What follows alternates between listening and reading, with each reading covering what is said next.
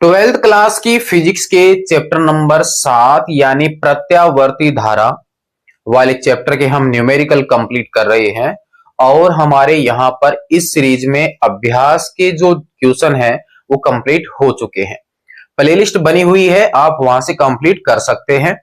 आज हम इसके एग्जाम्पल जो है उनको स्टार्ट करने वाले हैं।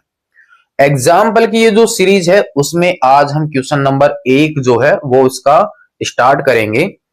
यहां पर न्यूमेरिकल के लिए जो अति आवश्यक जो सूत्र हैं उन सब की पीडीएफ जो है वो आपको डिस्क्रिप्शन में अवेलेबल हो जाएगी, वहां से आप डाउनलोड कर सकते हैं। बाकी ट्वेल्थ क्लास की फिजिक्स के जितने भी चैप्टर हैं उन सभी चैप्टरों में आवश्यक जितने भी सूत्र हैं उन सब की ई बुक जो है वो आपके बनी हुई है, कंप्लीट एक साथ भी आप डाउनलोड कर सकते हैं।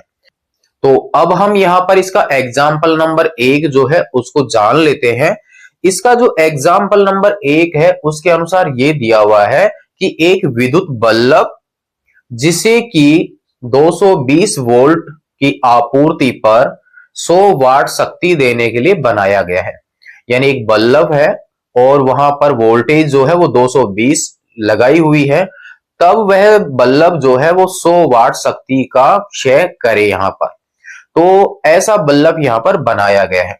तो हमें यह बताना है कि इस बल्ब का रेजिस्टेंस कितना है, यानी प्रतिरोध कितना है।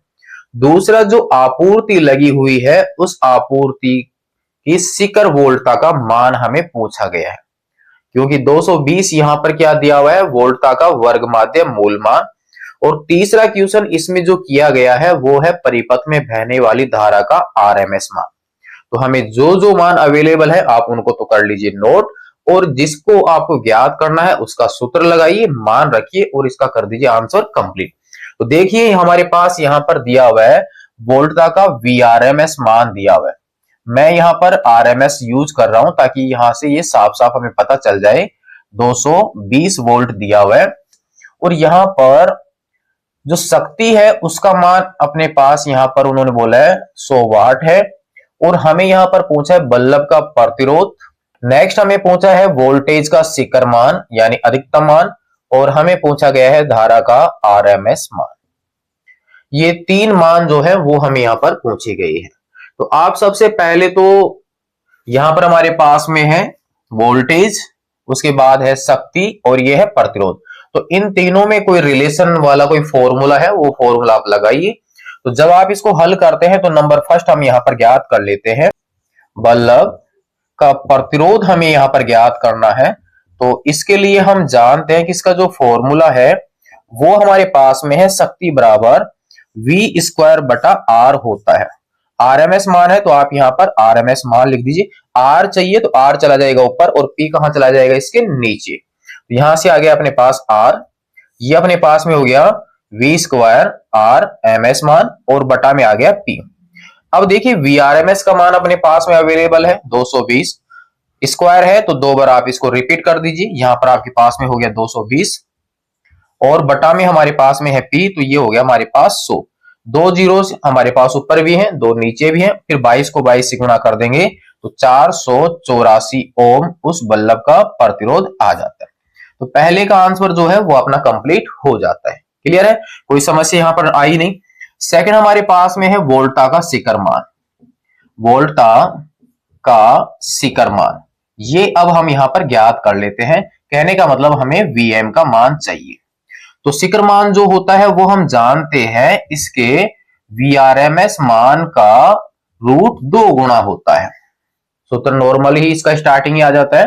तो हमारे पास में √2 का मान 1.414 होता है, इसका मान 220 है। और जब हम इसको हल करेंगे तो यहां पर इसका आंसर मिल जाता है 311.08 वोल्ट। यानी हमारे पास फाइनली फॉर्मूला जो लगाया था उसका आंसर मिल जाता है 311 वोल्ट। यानी वोल्टा का जो शिखर मान है वो 311 वोल्ट।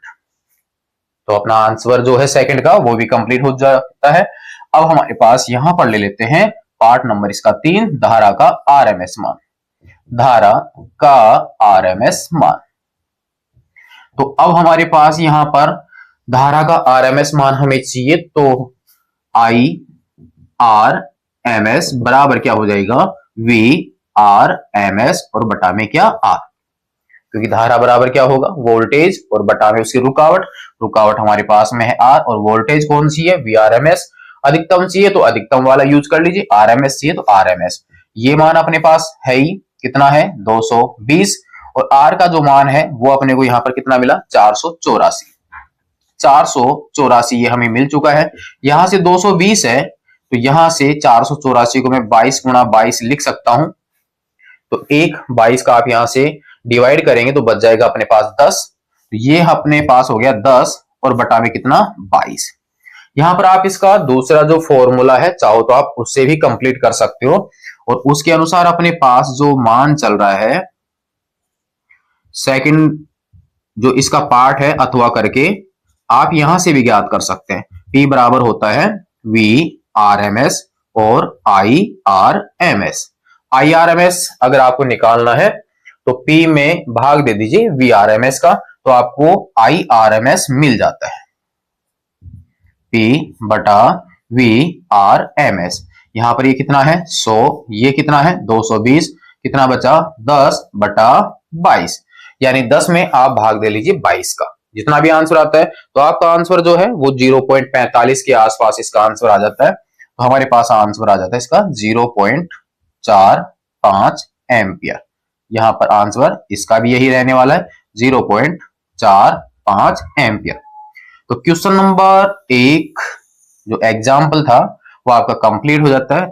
एग्जाम्पल जो था ज्यादा हार्ड आपका था नहीं, नॉर्मली हमने यहाँ पर सूत्र लगाए, मान जो थे रखे, हल किया और आंसर आपका कंप्लीट हो जाता है।